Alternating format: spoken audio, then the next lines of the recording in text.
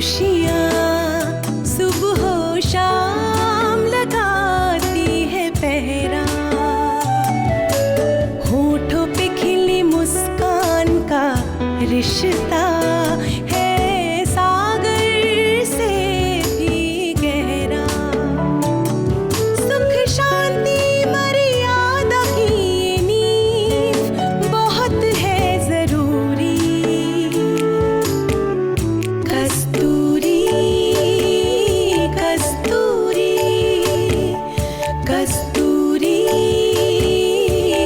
कस्तूरी कस्तूरी कस्तूरी कस्तूरी कस्तूरी।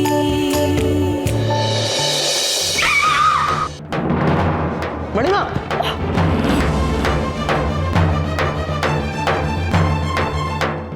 मणिमा आप बैठिए, मैं किचन से आइस लेकर आता हूँ। कितना गलत समझती थी मैं इसको। अपना खून अपना ही होता है। कस्तूरी, कॉन्ग्रेचुलेशन। थैंक यू देवेश दा, हम आपको बहुत मिस करते हैं। हम लोग भी बहुत मिस करते हैं। कैसा काम चल रहा है? एकदम एक्सीलेंट। गुड। वैसे बाबा बोल रहे थे आपको हमसे कुछ काम था। काम नहीं, रिक्वेस्ट है। बोलिए ना।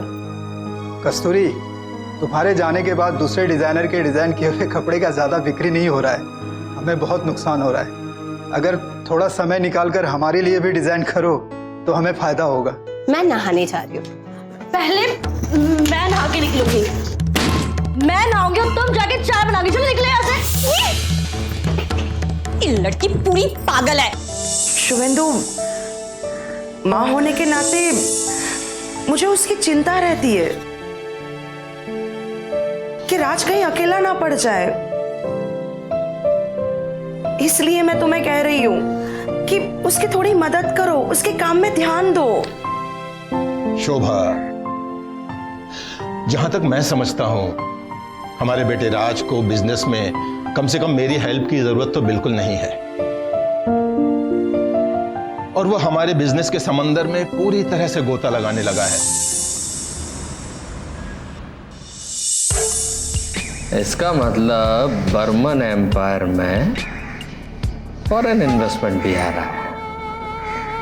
बड़े दिनों से ऐसी ही किसी खबर का इंतजार था नीरू।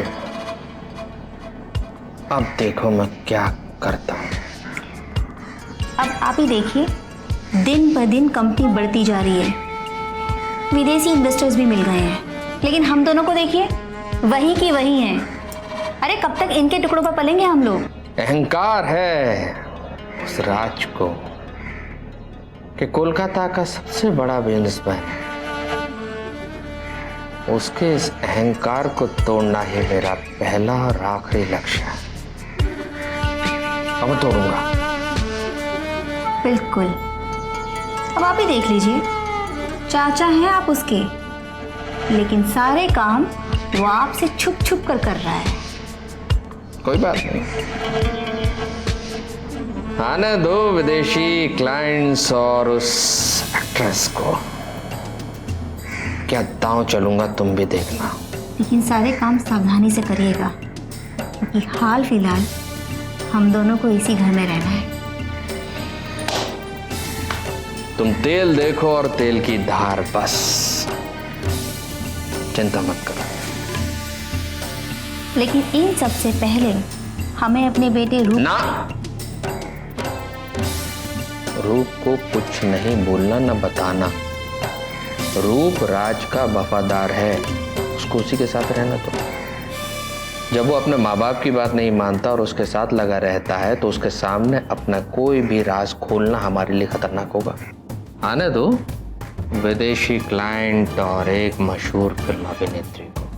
भैया के सामने मैं साबित कर दूंगा कि उनका बेटा राज इस पोस्ट के लायक ही नहीं है। फिर तुम देखना, भैया खुद मुझे बोर्ड ऑफ डायरेक्टर में शामिल करेंगे बिना शक। क्या बात है मेरे पति, कमाल कर दिया। इसे कहते हैं एक तीर से दो निशाने। हाँ जी, हाँ जी, हाँ जी। हाँ, मैं बात करके बताता हूँ आपको। Okay okay. रूप, बुआ को बुलाना। बुला दो भैया।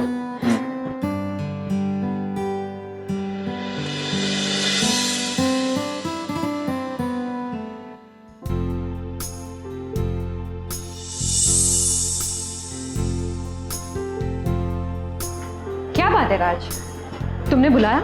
बुआ बैठो ना।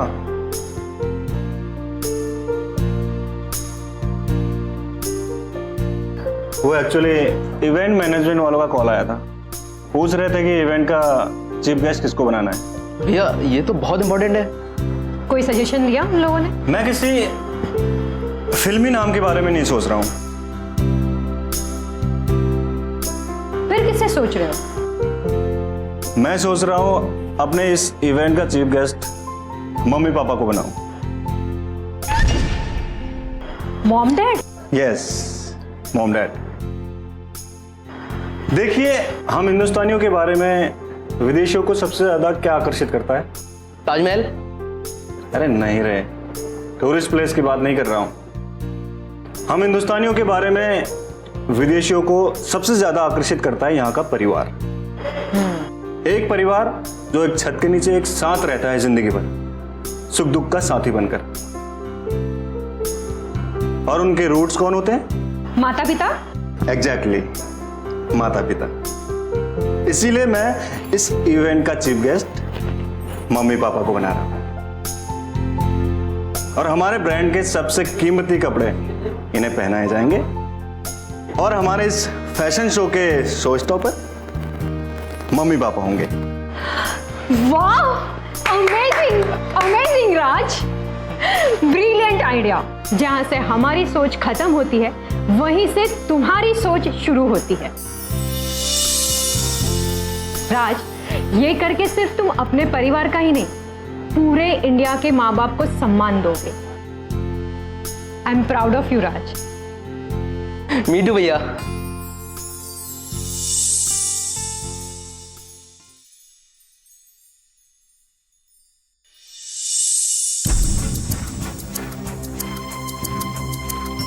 ये क्या कर रही हो सोनिया? पैन कार्ड ढूंढ रही हूँ, कब से ढूंढ रही हूँ, मिल ही नहीं रहा है। ये कोई तरीका होता है पैन कार्ड ढूंढने का? पता नहीं कहाँ रख के मैं भूल गई हूँ। थैंक गॉड, मिल गया। एक मिनट, ये बाहर पड़े हुए कपड़ों को बैग के अंदर रखो। मैं लेट हो रही हूँ, अब ये सब तुम्हें ही करना होगा। प्लीज प्लीज कर देना, प्लीज प्लीज। सोनिया, सोनिया, ये लड़की भी ना चैन से जीने भी नहीं देती।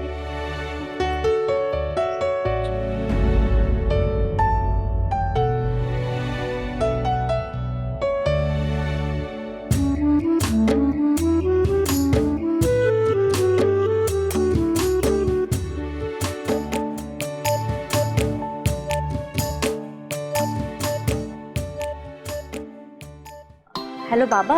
हाँ कस्तूरी, बोलो, कैसे फोन किया अभी? अरे बेटा, तुम्हारा तो अभी ये ऑफिस का टाइम होगा ना? नहीं बाबा, आज घर पे ही हूँ, बाहर मीटिंग के लिए जाना है। अच्छा अच्छा अच्छा अच्छा अच्छा। ऑफिस में सब कुछ ठीक ठाक चल रहा है ना बेटा? जी बाबा, सब बढ़िया। बाबा, वो जो मैं घर से बैग लेके आई हूँ ना, हाँ, तो उसमें मुझे आपकी लिखी हुई कुछ चिट्ठियाँ मिली है, तो वो आपने रखी थी या मैं गलती से लेके आ गई? नहीं बेटा, मैंने उन चिट्ठियों को तुम्हारे बैग में जानबूझ के रखा था। वो क्या है ना बेटा कि तुम चीजों को बहुत सहेज के रखती हो, संभाल के रखती हो, इसीलिए हमने उन चिट्ठियों को तुम्हारे बैग में रख दिया था।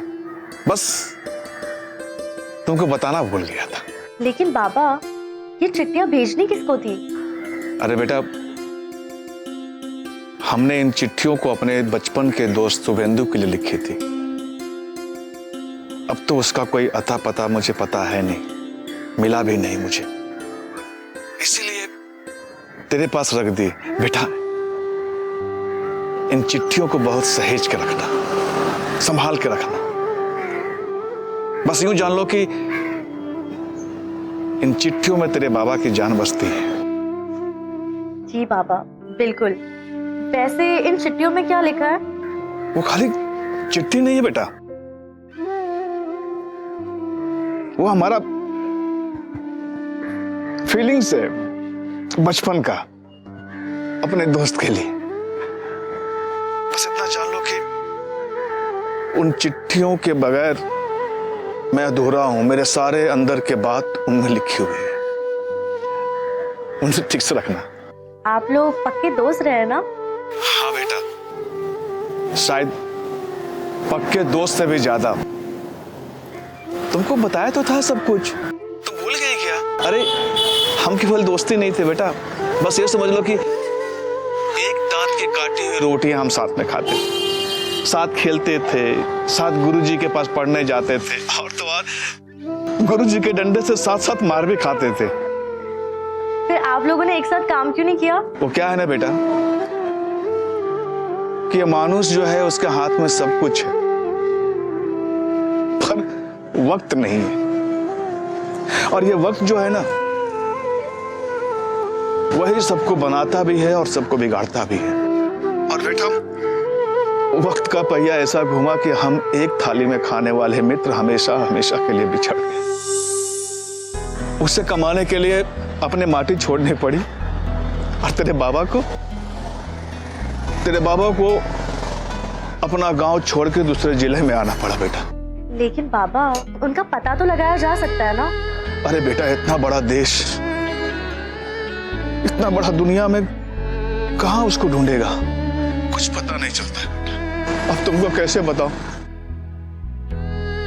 हमको तो यह भी नहीं पता कि उसको हमारी याद आती है कि नहीं आती है। सच बोलता है बेटा कि शुभेंदु के बिना ना मैं जिंदगी जी नहीं रहा हूं, बस ये मान लो कि आधा जीवन जी रहा हूं। बाबा, आप रो रहे हैं? नहीं रे, तेरा बाबा रो नहीं रहा है। वो क्या है ना कि बस अपने बंधु की याद में ना ये आंसू छलकाते। ए बेटा, मैं तुमको बाद में फोन करता है, ठीक है? खुश रहो। पता नहीं अजय, हमने कस्तूरी को ऑफिस में रखकर सही किया या नहीं? बिल्कुल सही किया राज। शी इज वेरी टैलेंटेड, इसीलिए उसे हाथ में रखना बहुत जरूरी है। Otherwise she would have left, और फिर हम उसे ढूंढ भी नहीं पाते। तो सही कह रहा है, मुझे भी कुछ ऐसा ही लगा था। उसका काम बहुत अलग है, बहुत नया भी, और हमारे क्लाइंट्स को जरूर पसंद आएगा। और आज एक बात और, कस्तूरी घर से पहली बार बाहर आई है। अब तुमने देखा था जब वो बाबा को कॉल करने के लिए भागी थी, कितनी इमोशनल हो गई थी, कितनी एक्साइटेड हो गई थी। तो इसमें दुखी होने वाली क्या बात है? तुम नहीं समझोगे राज। जो इंसान घर से बाहर जाता है, अपनों से दूर होता है, इस दुख को सिर्फ वही समझ सकता है। और ये इमोशन की बातें, मैं किसी के इमोशन को नहीं समझना चाहता। भी प्रैक्टिकल यार। ओके फाइन, प्रैक्टिकली देखा जाए तो कस्तूरी के रहने की व्यवस्था हमें करनी चाहिए।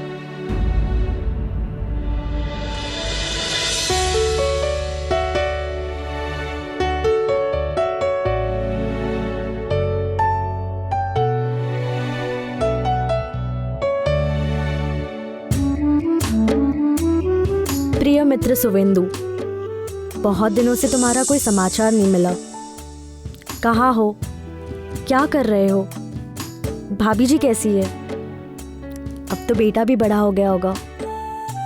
तुम्हारे जाने के बाद सच पूछो तो अपनी माठी में मन नहीं लगा। माठी की खुशी भी अपने लोगों से ही होती है। अपने चाहने वाले ना रहे फिर अपनी माठी भी उदास लगती है। मित्र, अपने बारे में क्या कहूँ? मेरी बिटिया कस्तूरी अब बड़ी हो रही है, बहुत होशियार है।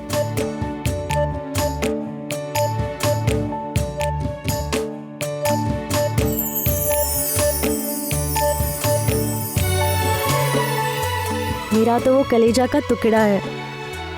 तुम यहाँ होते ना और उसको देखते तो कहते कि ऊपर वाला सबको कस्तूरी जैसी ही बेटी दे। लेकिन तुम्हारे ना होने से खुशियाँ बांट नहीं पाता हो। तुम्हारी याद बहुत आती है, बार बार ध्यान तुम्हारे ऊपर ही जाता है, तुम्हारा ही ख्याल आता है।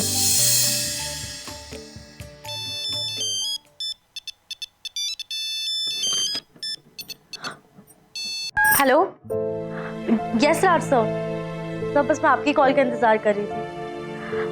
बस अभी निकल ही रही हूँ। Yes sir, I will be there. Okay sir.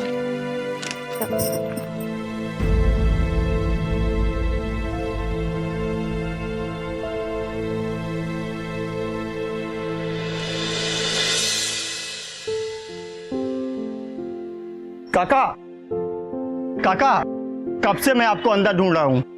क्या हुआ बेटा, कुछ काम है? अरे वो देवेश जी ने भेजा है कस्तूरी का नंबर आपसे लेने के लिए।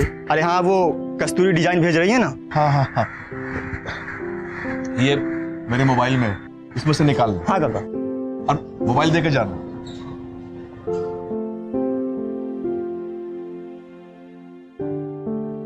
काका हो गया।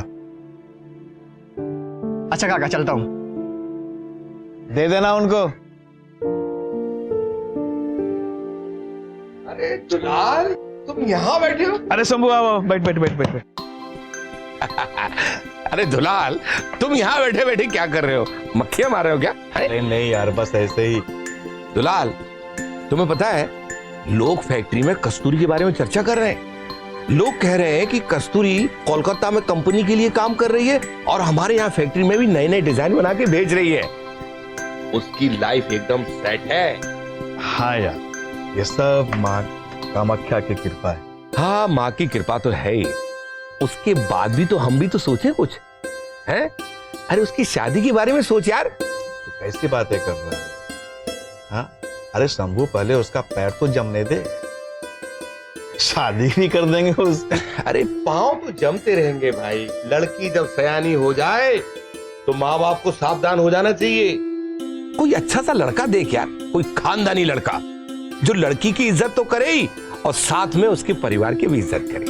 तो सही कह रहा है शंभू, लेकिन जैसा हम सोचते हैं वैसा सब कुछ हमको नहीं मिलता है। हम मानुस अपनी इच्छाओं का फूस का पहाड़ खड़ा कर देते और ऊपर बैठा जो वो ईश्वर है ना, वो उसमें आग लगा देता है और सारी इच्छाएं जल के फुस हो जाती है। दुलाल, दुलाल, हमारी कस्तूरी बिटिया के साथ ऐसा नहीं होगा। तुम देख लेना, वो जो चाहेगी वो उसे मिलेगा। देखिए, मैं एक बात जानता हूं, हम मानुस लोग चाहे जितना भी सोच लें, जैसा भी सोच लें, होगा वही जो किस्मत में लिखा हुआ होगा। और अब कस्तूरी की किस्मत में अगर खानदानी लड़का लिखा होगा तो खानदानी आएगा, और साधारण लिखा होगा तो साधारण आएगा।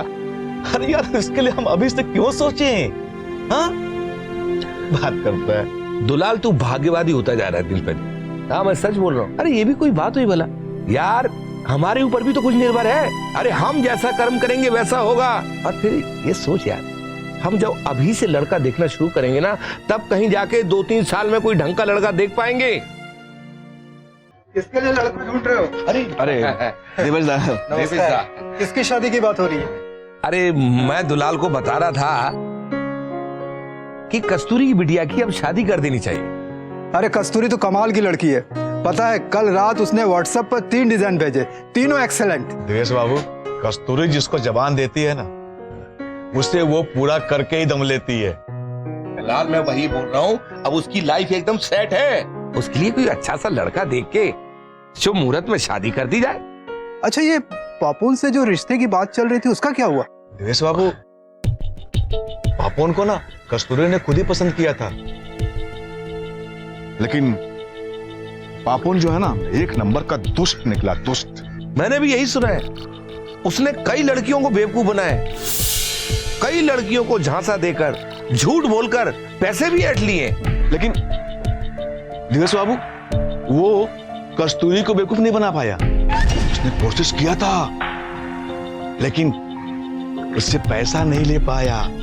कस्तूरी बच के निकल गई। अच्छा अच्छा अच्छा अच्छा अच्छा, जब पॉपॉन से रिश्ते की बात चल रही थी उस टाइम कस्तूरी ने 1 लाख रुपया मांगा। मैंने पूछा था, उसने बोला अर्जेंट। क्या 1 लाख रुपया? हाँ। आपने दिया तो नहीं ना? हाँ, मैंने तो दे दिया। उसने 1 लाख रुपया का क्या किया? शायद कोलकाता जाने के लिए मांगी हो। दुलाल, चिंता करने की कोई बात नहीं, वो बहुत समझदार है। दुलाल, वो तुम पर बोझ नहीं बनना चाहती थी, इसलिए लिए होंगे। अरे शंभू, लेकिन उसने हमको बताया क्यों नहीं? अरे ठीक है ना दुलाल जी, वो ऐसे पोजीशन पे है, उसके लिए 1 लाख 2 लाख कुछ नहीं है। अच्छा ठीक है, मुझे बहुत काम है, मैं चलता हूँ। नमस्ते दिवस बाबू। दुलाल, वो बहुत ही समझदार लड़की है। वो तुम पर बोझ नहीं बनना चाहती थी, इसलिए उसने ऐसा किया होगा।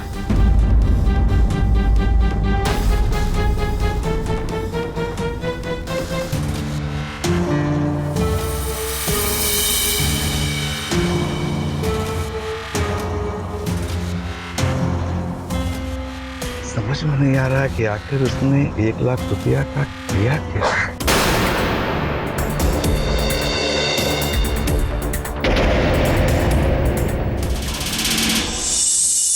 नीरू भाभी और देबू भैया की नीयत सही नहीं है। वो दोनों जानबूझकर उसे तुम्हारे करीब कर रहे हैं। तुम्हारे बिजनेस और कारोबार की जानकारी रूप से लेना चाहते हैं।